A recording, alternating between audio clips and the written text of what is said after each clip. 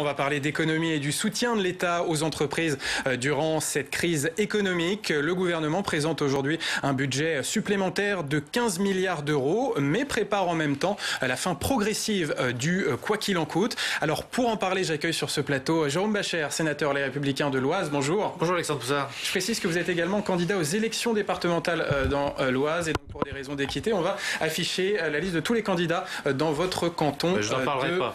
Senlis, dans le département de l'Oise. Je découvre des noms même. Ça va très bien. Un scrutin qui aura lieu les 20 et 27 juin prochains. J'accueille également le sénateur socialiste de la Sarthe, Thierry Kozik. Bonjour. Bonjour. Et puis pour parler de ce sujet des aides de l'État aux entreprises, nous serons également à distance avec Aurore Laluc, députée européenne et membre du mouvement Place Publique. Bonjour. Bonjour. Et puis, nous serons également avec Éric Delannoy, économiste et président du cabinet Tenzing Conseil. Alors, je le disais, le gouvernement présente aujourd'hui un budget rectificatif de 15 milliards d'euros pour prolonger encore un peu les aides aux entreprises durant la fin de cette crise. Alors, à quoi va servir tout cet argent? Les explications de Solène Boisset. 15,5 milliards d'euros d'aides supplémentaires vont être octroyés dans le projet de loi de finances rectificative pour 2021 pour les secteurs les plus touchés par la crise. Dans le détail, cette enveloppe financera l'activité partielle, les exonérations des charges pour les entreprises et le fonds de solidarité jusqu'à fin août. Le rapporteur de la commission des finances au Sénat espère que ce montant sera suffisant. On ne pourra pas se permettre de faire un nouveau projet de loi de finances rectificative avant le budget. Le gouvernement a usé, je dirais même abusé un peu de crédits qu'il est allé chercher sur les participations financières de l'État qu'il avait mis en provision, qui n'ont pas été utilisées. Donc il faut vraiment pouvoir sortir le plus vite possible parce que cet amoncellement de milliards donne le tournis aux Français. Au total, le gouvernement aura budgété environ 43 milliards d'euros pour ces mesures d'urgence en 2021. Conséquence, le déficit public devrait atteindre 220 milliards d'euros contre les 173 milliards initialement prévus par la loi. Mais le gouvernement mise sur une forte accélération de l'activité au second semestre et sur une croissance à 5% cette année pour atténuer cet impact. Chacun sait que notre économie ne peut éternellement vivre sous perfusion, surtout quand l'activité reprend et qu'elle reprend même fort dans certains secteurs, et il faut s'en réjouir. Nous devons donc nous adapter très progressivement en faisant en sorte de continuer à aider encore ceux qui en ont besoin. Le fonds de solidarité, par exemple, est désormais, je le rappelle, accessible aux entreprises, quelle que soit leur perte de chiffre d'affaires. Avec le projet de loi de finances rectificative, le gouvernement souhaite sortir de la stratégie du quoi qu'il en coûte progressivement. La part employeur du chômage partiel va augmenter durant l'été. Les entreprises devront prendre en charge 15% du salaire de l'employé en juillet, puis 25% en août, jusqu'à atteindre le seuil normal des 40% en septembre. Voilà pour ce sujet de Solène Boisset et Jérôme Bascher. On le voit, il y a une rallonge budgétaire de 15 milliards d'euros, mais c'est aussi la fin progressive des aides de l'État avec le chômage partiel qui va baisser. C'est la fin du quoi qu'il en coûte progressivement, c'est une bonne chose? De toute façon, il faut que ce soit progressif. Ça, c'est certain. Tant qu'il y a des mesures de restriction, il doit y avoir accompagnement. Mais on voit bien que le gouvernement, là-dessus, a joué au pompier pyromane. Il sait brancher les tuyaux de la dépense publique et des exonérations, et c'était très bien, il fallait le faire. Nous l'avons soutenu tout au long de l'année 2020 au Sénat. Simplement, comme un pyromane, il a allumé le feu et il ne sait plus l'éteindre. Et c'est le feu de la dépense publique et des déficits publics et de la dette publique. Aujourd'hui, il ne sait plus s'arrêter. Et il est quand même paradoxal qu'en cette année où on aura 5% de croissance, on ait, suivant les hypothèses du gouvernement, à ce stade, je reprends ces hypothèses, un déficit public supérieur à celui de l'année 2020, l'année du Covid, l'année du grand confinement, supérieur. Il y a quand même là un problème majeur. Il faudra quand même bien l'expliquer un jour aux Français. On va en parler de ces déficits publics qui se creusent. Thierry Kozik, est-ce que c'est le moment de mettre fin progressivement à ces aides de l'État? Le quoi qu'il en coûte, quoi qu'on en dise, a quand même joué les amortisseurs au sein de l'économie française. Et il fallait qu'il soit mis en œuvre. Après, aujourd'hui, moi, je fais plutôt le constat que la capacité à communiquer du gouvernement est beaucoup plus forte que sa capacité à anticiper. à prévoir. Et je crois qu'aujourd'hui, ce PLFR témoigne de cette projet de loi de finances rectificative. Ouais. Projet de loi de finances rectificative témoigne surtout du manque d'anticipation dans un certain nombre de domaines de la part du gouvernement.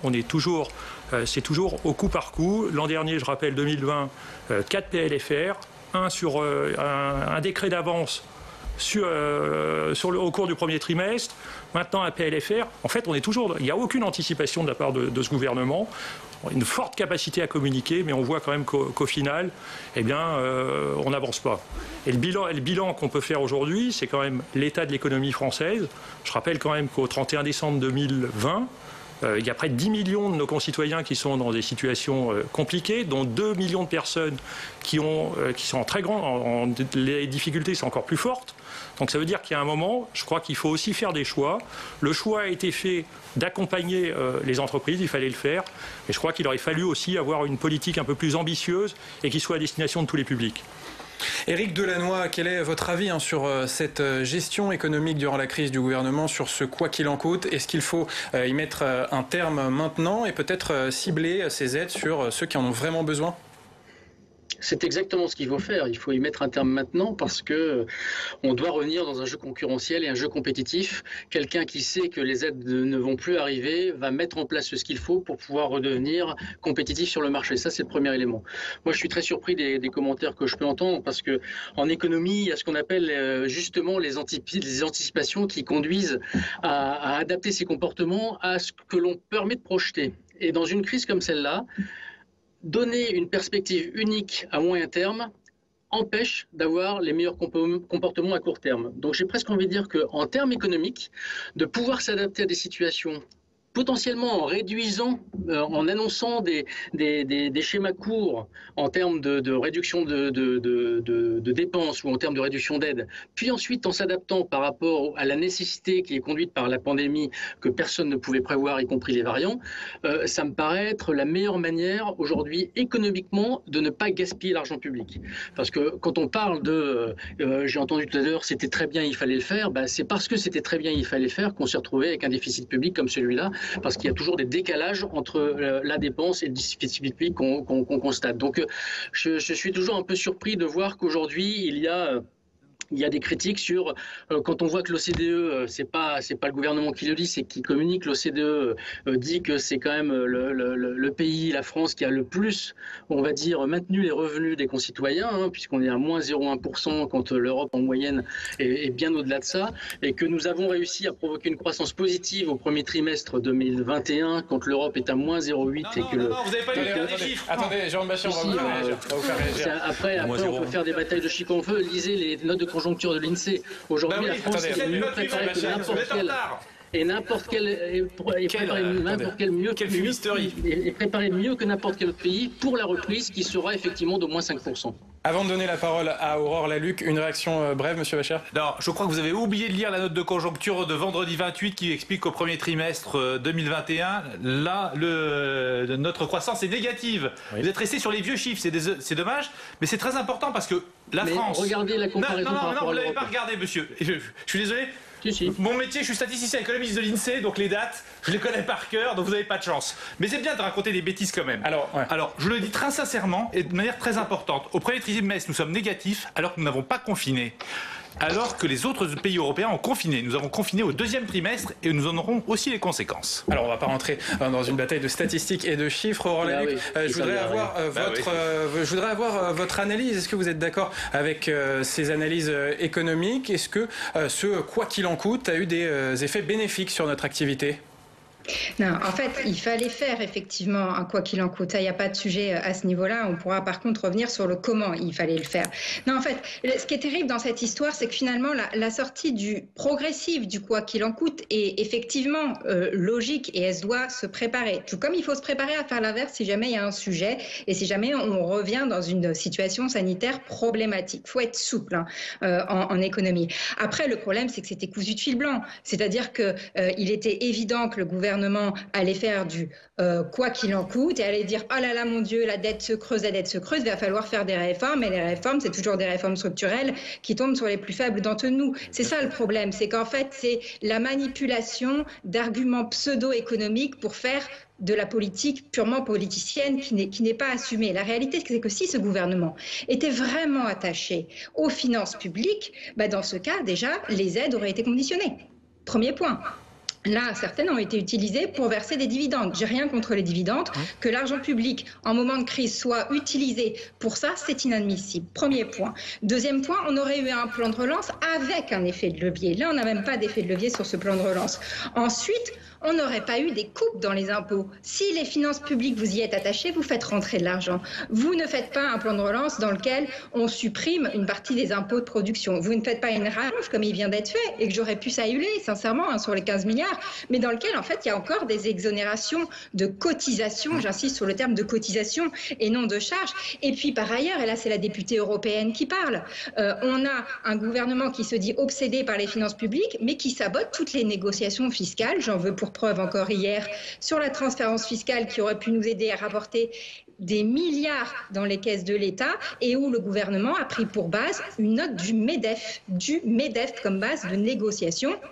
Et là, au prochain G7, on sait aussi que le gouvernement est très timide et on attend son annonce réelle sur le taux minimum effectif de taxes au niveau mondial. Joe Biden propose 21%. On sait qu'en coulisses, la France, contrairement à ses grands discours, torpille ce type de négociation. Donc, est-ce qu'à un moment, la France pourrait prendre position clairement là-dessus? Je finis là-dessus. On est face à un gouvernement de poujadisme fiscal et de clientélisme fiscal, à mon sens. Les mots sont forts, Aurore Lalucq. Alors, je voudrais qu'on parle d'une mesure concrète dans ce dispositif mis en place par le gouvernement. C'est le prêt garanti par l'État qui a été beaucoup utilisé par les entreprises. Et il y a une partie des sénateurs qui disent que les entreprises doivent le rembourser en 5 ans, mais elles vont être un peu prises à la gorge. Et c'est notamment ce que dit le sénateur centriste Pierre-Antoine Lévy, qu'on va retrouver en salle des conférences. Il est à votre micro, Steve Jourdain. Oui, Pierre-Antoine Lévy, bonjour, sénateur RDSE du Tarn-et-Garonne. Union centriste. Sénateur Union centriste, excusez-moi. Vous avez écrit à Bruno Le Maire pour lui dire quoi? Pour lui demander quoi au gouvernement? Écoutez, avec 64 mes collègues sénateurs, nous avons écrit au ministre de l'économie pour lui demander tout simplement de donner une durée d'amortissement au PGE, donc au prêt garanti par l'État, un petit peu plus longue, puisque aujourd'hui c'est 5 ans. Et donc je lui ai demandé, avec mes amis sénateurs, de passer à un maximum de 10 ans. Et pourquoi? Tout simplement parce que à partir de mars prochain, les prélèvements, donc les premiers remboursements vont commencer à se faire. Et à l'occasion de mes rencontres avec le monde économique, notamment sur mon département, chefs d'entreprise, chambres de commerce, plusieurs points d'alerte m'ont été signalés, c'est-à-dire que ces chefs d'entreprise ont peur de ne pas pouvoir rembourser le PGE, ou en tout cas que ce remboursement sur 5 ans génère un appauvrissement complet de leur capacité d'investissement futur. Et donc, ils ont peur de ne pas pouvoir se développer à l'avenir. Ces prêts garantis par l'État, ces PGE, c'est la grande réussite du gouvernement. Finalement, je crois qu'il y a entre 40 et 50% des entreprises françaises qui ont souscrit. Exactement, c'est plus de 700 000 entreprises, plus de 134 milliards d'euros, je crois, garantis. Oui, c'est une vraie réussite aujourd'hui qui a permis d'ailleurs de sauver des centaines de milliers d'emplois et des centaines de milliers d'entreprises. Donc, il serait vraiment dommage, au moment où l'économie va repartir, où on arrive à déconfiner le pays, finalement d'enlever cette perfusion qui a permis de sauver l'économie et finalement de générer des défaillances massives, en cascade, puisque la grande inquiétude également des acteurs économiques, c'est de voir fermer des centaines d'entreprises. Alors on pourra encore y souscrire jusqu'à la fin de cette année. Il faut prolonger encore ce dispositif selon vous ? Il faut faire une évaluation. Je pense que fin d'année, déjà, c'est très bien qu'il ait été prolongé jusqu'au 31 décembre. Pour moi, ça mérite une évaluation à partir du mois de novembre. S'il y a besoin de le prolonger, il faudra continuer à le prolonger. Mais je pense qu'il est urgent de permettre aux sociétés qui voudraient allonger la durée. Parce que ce n'est pas une obligation, encore une fois. Il y a des sociétés qui ont déjà utilisé le PGE, qui l'ont remboursé. Il y a des sociétés qui peuvent avoir envie de rembourser sur 8 ans, 9 ans, 10 ans maximum. Ce n'est pas une obligation. Mais il faut permettre à celles qui sont en incapacité de le faire de pouvoir amortir sur une durée plus longue. Alors toutes ces aides, elles ont un coût. Qui va payer au final? C'est la fameuse dette Covid. C'était le fameux quoi qu'il en coûte, mais c'était nécessaire pour sauver l'économie.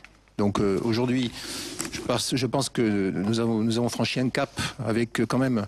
on a évité beaucoup de défaillances de sociétés, on le sait. C'est moins de 30%, je crois, de liquidation d'entreprise.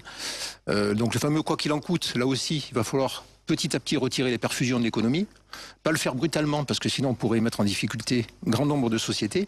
Mais il va falloir maintenant se poser la question d'arrêter certaines aides, d'en prolonger d'autres, et surtout d'évaluer, encore une fois, dans certains secteurs, la poursuite de ces aides. Merci Pierre-Antoine Lévy, Avec sénateur plaisir. centriste donc, du Tarn et Garonne. Merci d'avoir répondu à mes questions. Merci beaucoup Steve. Thierry Kozik, qu'est-ce que vous en pensez? Il y a certaines entreprises qui n'ont pas les moyens de rembourser en 5 ans ce prêt garanti par l'État. Il faut leur donner plus de temps. On peut leur donner aussi un peu plus de temps. J'y suis pas défavorable. Mais par contre, je crois qu'il aurait été aussi important en amont d'anticiper et de mettre un peu de conditionnalité dans ces aides. Aujourd'hui, les services fiscaux font état quand même d'un dû à hauteur de près de 50% pour certaines entreprises. Donc il y a aussi, je crois qu'on a l'État, le gouvernement a distribué, et maintenant s'interroge de savoir comment on va faire après. Je crois qu'il y a un point important. On sait que la fin des aides va accélérer la défaillance d'entreprise, qui est estimée dans les prochains mois. En gros, il y a 10 à 20 000 PME qui pourraient se retrouver en défaillance. Donc je crois qu'il faut aussi être attentif. On a eu la capacité pendant 1 an et demi aussi à accompagner l'économie. On doit avoir aussi cette capacité à accompagner des entreprises qui seraient plus en difficulté. Éric Delannoy, est-ce que vous aussi vous craignez un risque de faillite d'entreprise en septembre si on coupe ces aides trop brutalement ? Mais en fait, il y aura des faillites d'entreprises parce qu'on ne peut pas. Il n'est pas normal que dans une période économique comme la nôtre, on ait tout à coup la moitié des entreprises qui ne soient pas en défaillance par rapport au rythme habituel. Il y a à peu près 50 000 défaillances d'entreprises par an, à 1 000 ou 2 000 euros près depuis 5-6 ans. On est tombé à moins de 30 000 depuis 2 ans avec la dette parce qu'on est sous perfusion, effectivement, ça a été justement dit. Il est clair qu'avec la fin progressive des aides, on va avoir la fin de certaines, ce qu'on appelle les entreprises zombies, qui ont vu dans les aides un système d'opportunité qui les a maintenues quoi qu'il en coûte, justement. Et donc, mécaniquement, une fois qu'on va avoir des aides qui vont s'arrêter, les entreprises qui n'étaient déjà pas viables avant la crise, mais qui ont trouvé dans les aides la manière de se perpétuer, vont être en défaillance. Et on retrouvera les niveaux de défaillance qu'il y avait avant, c'est-à-dire qu'on aura un pic de défaillance dans les 2 prochaines années qui va correspondre à un réalignement progressif d'une économie qui fonctionne avec l'axe concurrentiel traditionnel. Donc ce n'est pas non plus, on ne peut pas à la fois dire il n'y a pas de conditionnalité, la conditionnalité voulant dire il y a un certain nombre d'entreprises qui n'ont pas droit à des aides parce qu'elles ne correspondent pas à des critères, et puis en même temps empêcher que cette fameuse entreprise zombie finisse par malheureusement vivre la défaillance que de toute façon ils auraient vécue. Ce n'est pas la crise qui vont les mettre dans le mur, ce seront des entreprises qui n'allaient pas bien avant, qui continueront malheureusement à ne pas aller bien. Parce qu'il n'y a pas de raison que tout à coup, on ait des défaillances qui chutent. Alors en tout cas, il y a des secteurs qui ont été très touchés dans cette crise, notamment le secteur de la restauration, du tourisme, également le secteur culturel. Est-ce qu'il faut prévoir d'autres mécanismes d'aide à ces secteurs, Jérôme Bascher? Et il y a notamment l'idée d'une baisse de la TVA propre à ces secteurs qui circule à droite de la classe politique. Vous êtes favorable à une baisse de la TVA, par exemple dans la restauration? Ça n'avait pas marché. Ça a déjà été fait, Nicolas Sarkozy, la baisse de la TVA, et ça n'avait pas marché, je peux vous dire. Donc, c'est pour ça qu'on avait été revenu dessus. Non, il faut plutôt donner des perspectives claires, c'est-à-dire qu'il ne faut pas aller surajouter. Je crois que les mécanismes qui ont été mis en place sont corrects. Alors peut-être que dans certains restaurants parisiens, vu le niveau des loyers pour les restaurants, c'est absolument... ils sont sur des faillites. Mais un peu partout, et la vie n'est pas qu'à Paris, vu les sommes qui avaient été mises en place jusqu'à 10 000 euros, vous pouviez, plus le chômage partiel, faire vivre la plupart du temps mettre en sommeil votre restaurant pour pouvoir le rouvrir au jour meilleur que nous allons bientôt avoir, nous l'espérons tous. Donc il n'y a pas besoin d'en rajouter. Ce qui est très intéressant, Éric Delannoy le disait tout à l'heure, il a tout à fait raison. Tout à l'heure, je l'ai repris sur la fois, mais je peux lui donner un point où il a raison, c'est les anticipations adaptatives des entreprises. Les entreprises, elles ont aujourd'hui absolument besoin d'un cap clair et qu'on arrête de leur dire vous allez peut-être avoir un peu plus de taxes, un peu moins de taxes. Non, Ils veulent des règles qui ne bougent pas toutes les 5 minutes, et c'est ça qui est important. Et sur le PGE, je vais y revenir un instant, parce que Jean-François Husson a fait un rapport, tout à fait, le plan garanti par l'État, a fait un rapport tout à fait colossal, que je reprendrai après, car comme rapporteur spécial, ce sont des crédits, des garanties de l'État que je regarde de près. Aurore Lalucq, est-ce que vous êtes d'accord? Est-ce qu'il faut des perspectives claires pour les acteurs économiques, ou alors est-ce qu'il faut varier certaines aides pour certains secteurs pour éviter des faillites en cascade? Alors, il faut des perspectives claires, et les perspectives claires, c'est pas uniquement la question de la compétitivité, c'est surtout la question de l'investissement et la question de la commande publique. En fait, on sait que dans les moments de crise, il y a un acteur qui bouge pas, il y a un acteur qui ne tangue pas, et il s'appelle l'État. Et c'est comme ça qu'on s'en sort dans les moments de crise. Si vous voulez, au lieu de faire de la politique de l'offre, de faire des exonérations de ceci, de cela, en espérant que éventuellement ça a un impact sur l'économie, allons-y directement, investissons. Profitons-en d'ailleurs pour changer l'économie, parce qu'on a quelque chose qui s'appelle la transition écologique et qui est un petit peu urgent à mettre en place. C'est le moment justement de faire jouer la commande publique à plein pour qu'on ait des carnets de commandes pleins pour les entreprises, et puis en même temps qu'on en profite pour réorienter l'économie vers l'écologie. C'est toujours dans ces moments de crise, qui sont des moments de bascule où la puissance publique est en force, qu'on peut faire aussi des changements de modèles sociétaux importants, et faut jamais gâcher une bonne crise, comme disait Churchill. Alors je voudrais qu'on parle de nos comptes publics, car tout cet argent du quoi qu'il en coûte, eh bien, il a considérablement dégradé les déficits publics. Et si on regarde les prévisions économiques de 2021, le déficit de l'État devrait être à 9,4%, la dette publique à 117%. Ce sont des niveaux historiques. Thierry Kozik, est-ce qu'on a joué avec le feu avec tout cet argent public? Je ne sais pas si on a joué avec le feu, mais Aurore Lalucq le disait précédemment.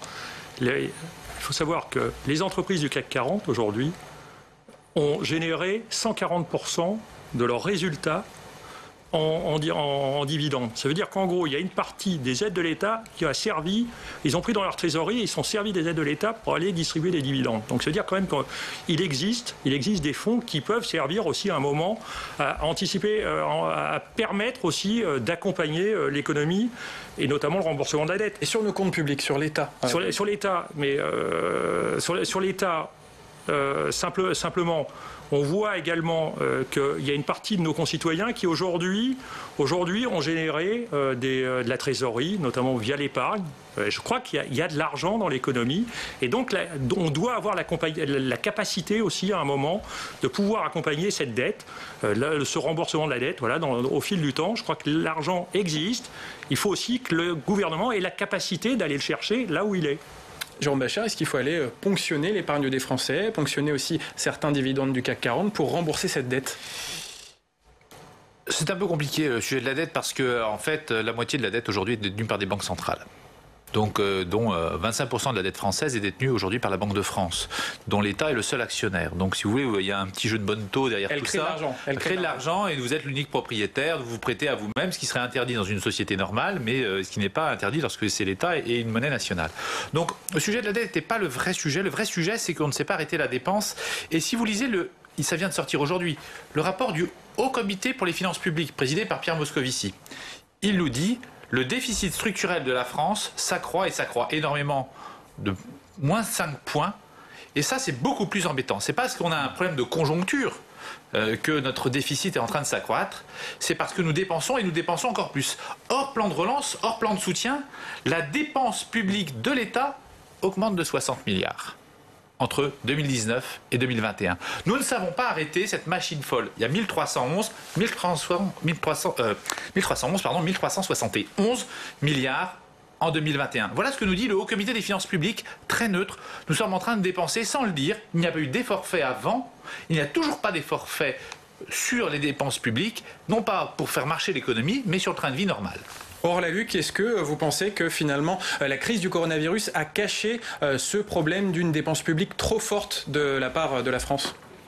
Le problème Le problème, c'est que le budget de l'État, c'est un moyen et pas une fin en soi. Et que dans notre pays, on en fait une finalité en permanence. En économie, c'est un moyen. Ça, c'est un premier point. Le deuxième point, effectivement, il y a un problème, disons, structurel, alors qu'on est obsédé depuis 40 ans par le niveau de dette et déficit public. Et pourtant, ça continue à augmenter.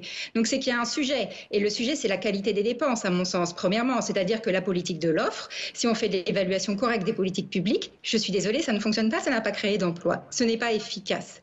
C'est même pas une question idéologique, ce n'est pas efficace d'un point de vue économique, d'un point de vue de l'emploi, et ça coûte un bras. Vous faites de l'employeur en dernier ressort, des territoires zéro chômage, de la garantie de l'emploi comme ils le font aux États-Unis aujourd'hui, ça coûte beaucoup, beaucoup moins cher. Et ensuite, il y a un problème de recettes.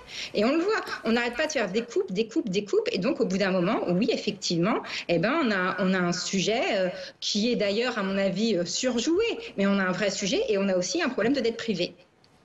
Des coupes. En tout cas, la question de la réduction des dépenses publiques va se poser à la sortie de cette crise. Et elle se pose en ce moment au gouvernement autour de la réforme des retraites, car certains ministres souhaitent remettre sur la table cette réforme des retraites dès la rentrée de septembre. Et en public, la ministre du Travail, Elisabeth Borne, ne ferme pas la porte à cette réforme. Écoutez-la. Je continue à être convaincu qu'on a besoin d'une réforme de notre système de retraite. On a aujourd'hui un système avec 42 régimes auquel personne ne comprend rien, qui est par ailleurs injuste. Donc qu'on ait besoin d'une réforme pour rendre le système plus juste et plus lisible, je n'ai pas de doute. Ensuite, vous avez compris que notre priorité aujourd'hui, c'est la sortie de crise, c'est le rebond de notre économie, c'est que tout le monde puisse en bénéficier. Donc c'est ça notre actualité du moment. Je n'ai pas compris. Voilà. Donc pas de réforme des retraites alors. Pas de réforme des retraites. On verra. On verra. Ça veut dire que c'est le président de la République, Emmanuel Macron, qui va trancher cet été la question de la réforme des retraites. Jérôme Bascher, est-ce qu'il faut faire des économies et remettre des réformes structurelles dès septembre, et notamment la réforme des retraites? Alors tout d'abord, je voulais juste répondre sur le fait qu'on fait des coupes dans les impôts. On est quand même le pays qui a le plus de prélèvements obligatoires dans le monde. Donc on n'a quand même pas fait des milliards des coupes. Enfin, pour répondre vraiment à votre question... Il y a un faible taux d'efficacité d'après le Fonds monétaire international. Ça, c'est autre chose. Mais enfin, on n'a pas fait des coupes. On n'a pas fait des coupes. On est toujours le pays qui en a le plus. Sur les réformes. Non, ce qui est intéressant, c'est qu'il y a quand même pour l'instant, l'Assemblée nationale a voté un texte sur les réformes des retraites. Est-ce que c'est ce texte-là qui est repris? Enfin, il faudrait qu'on nous le dise. Et en même temps, il y a un texte qui est voté à l'Assemblée nationale, qui a été suspendu, et on ne nous dit rien. Non, qui croit encore qu'on va avoir une vraie réforme des retraites avant l'élection présidentielle? Je pense que si c'était le projet de faire élire Marine Le Pen, alors il faut faire comme cela. Oui. Éric Delannoy, vous y croyez à cette réforme des retraites remise sur la table à la rentrée? On voit bien qu'il y a une opposition radicale entre la nécessité économique et la nécessité politique. La nécessité politique, je suis assez d'accord que le moment aujourd'hui, il n'est pas forcément le meilleur pour remettre cette réforme indispensable à jour.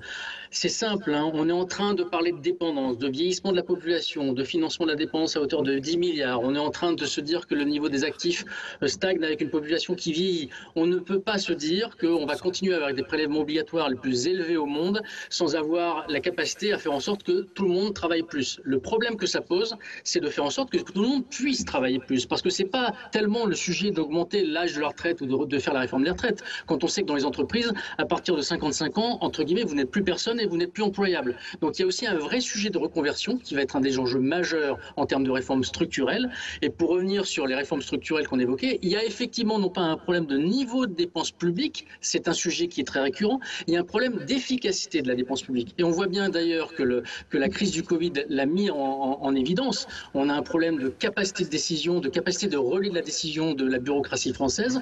On a un problème d'efficacité de la dépense publique auquel il va falloir s'attaquer en priorité. Parce qu'on peut avoir les niveaux que l'on a là et on peut s'enorgueillir du fait que ça permet de baisser les inégalités en France, où je rappelle, contrairement à ce qu'on veut bien dire, les inégalités de revenus sont les plus faibles de l'OCDE en termes grâce à notre système de redistribution, ce qui n'est pas vrai pour les patrimoines. Mais néanmoins, on a un système de fonctionnement de l'État qui ne va pas bien. Et ça, il va falloir qu'à un moment, on s'y attelle. Et c'est pas sur une logique budgétaire, c'est une logique de fonctionnement qu'il faut revoir. Merci beaucoup Éric Delannoy, c'est la fin de ce débat. Merci à tous les quatre d'avoir été mes invités.